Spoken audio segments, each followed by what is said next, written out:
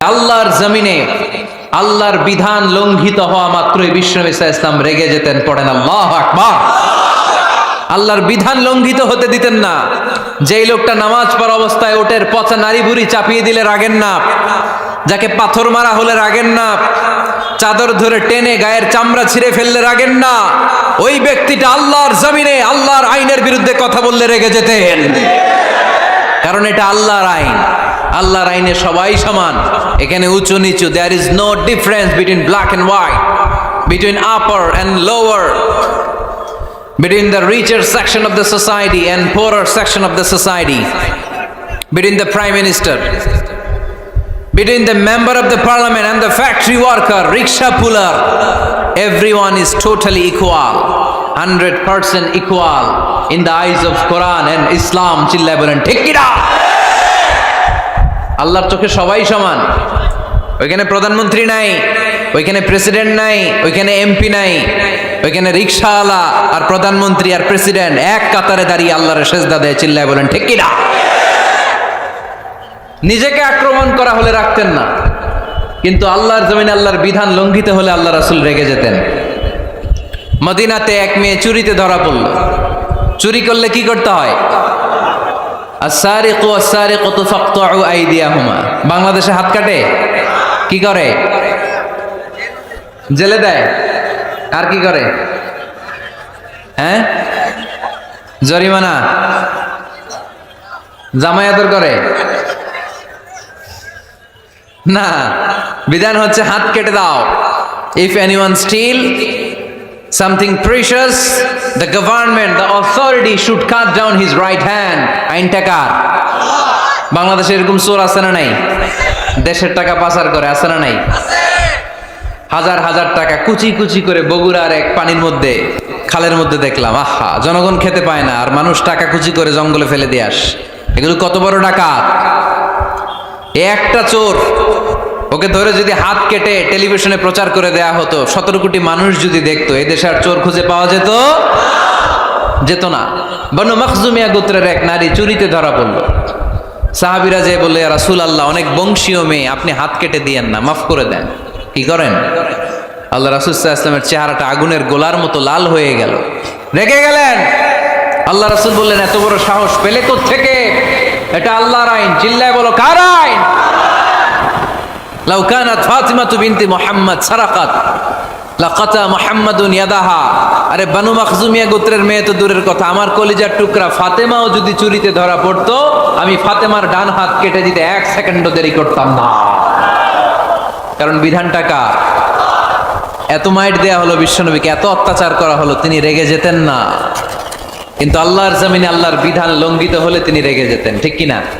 এজন্য আমাদের রাগটাও হতে হবে এমন, অপ্রয়োজনে আমরা রাখবো না। কিন্তু আল্লাহর জমিনে আল্লাহর বিধান যদি লঙ্ঘিত হয়, দুর্বলের উপর যদি সবলের অত্যাচার হয়, সমাজে যদি বিশৃঙ্খলা তৈরি হয়, তখন মুমিন রাগান্বিত হবে, বজ্র কণ্ঠে গর্জে উঠবে। চিল্লায় বলেন ঠিক কিনা?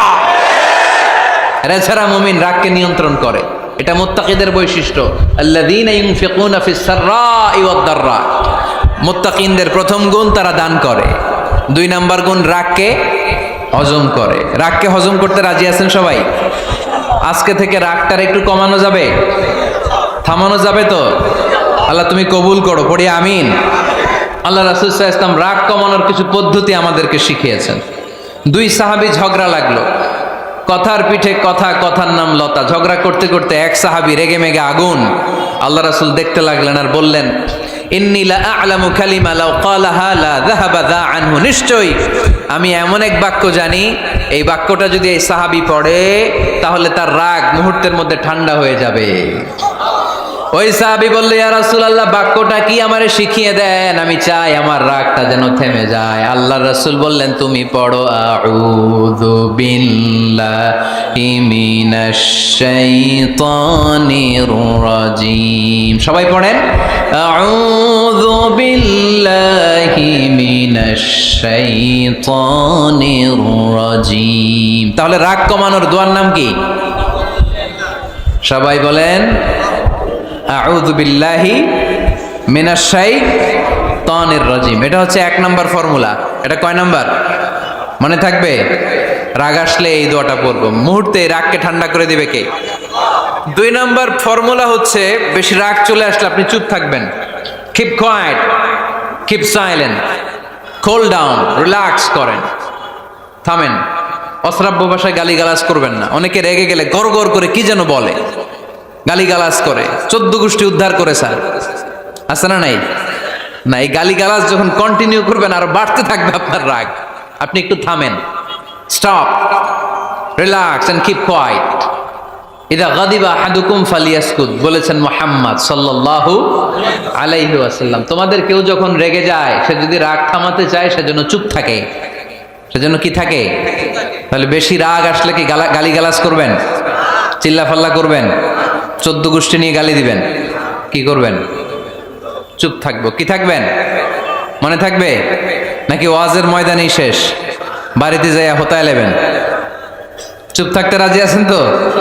প্রথমে রাগ আসলে আউযুবিল্লাহ পড়বো, 2 নম্বরে চুপ থাকবো, 3 নম্বরে বিষ্ণু ঈসা ইসলাম বললেন তোমার কার্যক্রম কমিয়ে দাও, লোয়ার ইউর অ্যাকশন, অ্যাকশন কমাও, ডাইরেক্ট অ্যাকশনে যাও না। আমরা কি করি? রাগ আসলে ডাইরেক্ট অ্যাকশন, 1 তালাক, 2 তালাক, 3 তালাক, 22 তালাক, 100 তালাক, শাশুড়ির সুদ্ধা তালাক দিয়ে ফেলা, আছে না নাই? কয় তোর মারে তালাক, তোর 14 গোষ্ঠী তালাক, বিয়ে করছে একটারে তালাক দিয়ে 14 গোষ্ঠীতে, এরকম ডাকাইতে আছে না নাই? আলহামদুলিল্লাহ কিশোরগঞ্জে এগুলা নাই। ওমরে ফারুক যখন খলিফা রাদিয়াল্লাহু তাআলা আনহু, এক লোক তার স্ত্রীকে 100 তালাক দিছে। কয় তালাক? স্ত্রী এসে ওমরে ফারুককে বললেন, ইয়া আমিরাল মুমিনিন, বিচার করেন। কি বিচার? আমার স্বামী তো আমার 100 তালাক দিছে। কয় তালাক? ওমরে ফারুক বললেন, তোমার স্বামীকে ডেকে আনো। ডেকে আনা হলো। বলল, ঘটনা কি? তালাক দিবা 3টা, 100টা দিলা কেন? কয় রাগ হয়েছিল অনেক, মেজাজ গরম হয়ে গেছিল। ওমরে ফারুক বললেন, চাই। আর তালাক মিন শিআরিল্লাহ, তালাক হচ্ছে আল্লাহর শিআর, এটা কোরআনের আইন, এটা নিয়ে ফাইজলামি করলি কেন? এদিকে আয়, বিচার করি। জামাই বউরে বসায় তিনি বিচার করে দিলেন, 3 তালাকে তোর বউ তালাক, বাকি 97 তালাক তোর পিঠের উপর পড়বে। কই পড়বে? এবার জল্লাদ নিয়ে আসা হলো, চাবুক নিয়া, ওয়াহিদ, ইসনাইন, তালাতা, আরবা, খামসা, এক একটা চাবুক মারে আর চিল্লান মেরা ওঠে স্বামী। কয় সব তালাক তোর পিঠের উপরে দিলাম। এরকম বিচার যদি ওমরে ফারুকের মতো বাংলার জমিনে থাকতো, একটা বদমাইশও খুঁজে পাওয়া যেত? লোয়ার ইউর অ্যাকশন, রেগে গেলে অ্যাকশন কমান্ড, ডাইরেক্ট অ্যাকশন মেরেন না। কি করবেন? কার্যক্রম কমিয়ে দেন। আল্লাহ রাসূল সাল্লাল্লাহু আলাইহি ওয়াসাল্লাম বললেন, ইযা গাদিবা আহাদুকুম ওয়া হুয়া কায়েম, দাঁড়িয়ে থাকা অবস্থায় যদি কেউ রেগে যায়, ফালিয়াজলিস, সেজন্য বসে যায়। ফাইন যাহাবা আনহুল গাদাবু ওয়া ইল্লা ফালিয়াত্তাজি, বসে যাওয়ার পরেও যদি তার রাগ কমে না যায়, সেজন্য শুয়ে যায়। সুবহানাল্লাহ পড়েন। দাঁড়িয়ে থাকা অবস্থায় রাগ আসলে কি করবেন? বসা অবস্থায় রাগ আসলে, শোয়া অবস্থায় রাগ আসলে ঘুমায় যাবেন। অনেক ভালো মানুষ এই এলাকার লোকেরা। শোয়া অবস্থায় রাগ আসলে চোখ বন্ধ করে ঘুমায় যাবেন। এরপর সুন্দর সুন্দর স্বপ্ন দেখতে শুরু করবেন। রাগ আর নাই। কত সুন্দর ফিলোসোফার ছিল বিষ্ণু ঈসা ইসলাম। এই কথাগুলোর দাম কত জানেন? ওজন কত জানেন? কিভাবে আমাদেরকে তিনি সভ্য বানাতে চেষ্টা করেছেন, কিভাবে আমাদেরকে সুখী সমৃদ্ধ মানুষ বানাতে চেষ্টা করেছেন। দাঁড়িয়ে থাকলে যদি রেগে যাও, বসে পড়ো। বসে গেলেও যদি রেগে যাও, শুয়ে পড়ো। সুবহানাল্লাহ পড়েন। তার মানে রাগ কমানোর 1 নাম্বার ফর্মুলা আউযুবিল্লাহ পড়বেন, 2 নাম্বার ফর্মুলা চুপ থাকবেন, 3 নাম্বার ফর্মুলা অ্যাকশন কমিয়ে দিবেন, দাঁড়ালে বসবেন, বসে থাকলে শুয়ে যাবেন। 4 নাম্বারে বিশ্বনবী বললেন, তারপরেও যদি তোমার রাগ কমে না যায়, ঠান্ডা পানি দিয়ে ওযু করো, রাগ কমায় দিবে কে? ওযু করেন ঠান্ডা পানি দিয়ে, রাগ কমায় দিবে কে? আল্লাহ রাসূল সাল্লাল্লাহু আলাইহি ওয়াসাল্লাম বললেন, আর শয়তান, ইন্নাল গাদাবা মিনাশ শয়তান, নিশ্চয়ই রাগ আসে শয়তান থেকে। রাগ এনে দেয় কে? একটু আওয়াজ করে বলেন না, এনে দেয় কে? রাগ এনে দেয় শয়তান। ও শয়তানু খুলিকা মিনান নার, শয়তান তৈরি আগুন দিয়ে। শয়তান তৈরি কি দিয়ে? ওয়ান নারু তুতফাউ বিল মা, আর আগুন নিভায় পানি দিয়ে। আগুন নিভায় কি দিয়ে? এজন্য তোমাদের কেউ যখন রেগে যায়, ইদা গাদিবা আহাদুকুম ফালিয়াতাওয়াদ্দা, সেজন্য ঠান্ডা পানি দিয়ে ওযু করে তার রাগটারে ঠান্ডা করে দিবে কে? সুবহানাল্লাহ পড়েন। মনে থাকবে সবার? 1 নাম্বার, রাগ আসলে 1 নম্বরে কি করবেন? আউযুবিল্লাহ পড়বেন। 2 নাম্বার, চুপ থাকবেন। 3 নাম্বার, বসে যাবেন, শুয়ে যাবেন। 4 নাম্বার, ওযু করবেন। রাজি আছেন? মাথায় ঠান্ডা পানি দিবেন, চেহারায় ঠান্ডা পানির ঝাপটা দিবেন, দেখবেন আপনার রাগকে ঠান্ডা করে দিছে কে? এজন্য আল্লাহ বললেন আমার মুত্তাকিদের বৈশিষ্ট্য হলো আল্লাযীনা ইউনফিকুনা ফিস সাররাই ওয়াদ দাররাই ওয়াল কাযিমিনাল গায়যা ওয়াল আফিনা আনিন নাস। মুত্তাকিন বান্দারা সুখে দুঃখে দান করে, রাগ ক্রোধ আসলে এটাকে তারা হজম করে। মুত্তাকিনদের 3 নাম্বার বৈশিষ্ট্য হলো তাদের সাথে কেউ অন্যায় করলে তারা ক্ষমা করে। সুবহানাল্লাহ পড়েন। কি করবেন? ক্ষমা করে দিবেন। মুত্তাকিদের 3 নাম্বার বৈশিষ্ট্য কি? নাকি অন্তরের মধ্যে দুঃখ কষ্ট রেখে দিবেন? অনেকে আছে অতীতের কষ্ট ভুলতে চায় না, ভুলতে পারে না। কেউ আপনারে ধমকি দিছিল, কেউ আপনার সাথে খারাপ আচরণ করছিল, কেউ আপনারে গালি দিছিল, অনেকে এটারে পেলে পুষে অন্তরে বড় করে রাখে, আছে না নাই? ভুলতে চায় না। মনের ভেতরে রাগ পেলে পুষে রাখা ঠিক না। মনে মনে কয় তুই আমারে মারছিলি, আমি তোরে মারুম। তুই আমারে অপমান করছিলি ওই দিন, যদি একদিন সুযোগ পাই তোরে হতা এলামু। আছে না এরকম? সেই 20 বছর আগে আপনার এসে অপমান করছে, ওইটারে পেলে পুষে আপনি অন্তরে নিয়ে বয়ে বেড়াচ্ছেন। আর এই হিংসা ক্ষোভ যদি রাগ ভিতরে রাখেন, এটা আপনারা কোন বান্দা যদি তার অন্য কোনো ভাইকে ক্ষমা করে দেয়, আল্লাহ তাআলা ওই ক্ষমাকারীর সম্মান আর মর্যাদাকে বাড়িয়ে দেয়। আল্লাহ তাআলা নিজে ক্ষমাশীল, তিনি ক্ষমা করাকে পছন্দ করেন। তাই আমাদের বেশি বেশি ক্ষমা করা দরকার। এজন্য এখন কেউ যদি আপনার সাথে খারাপ আচরণ করে, আপনার উপর জুলুম করে, অন্যায় করে, কি করবেন? মাফ করে দিবেন। মাফ করতে রাজি আছেন তো?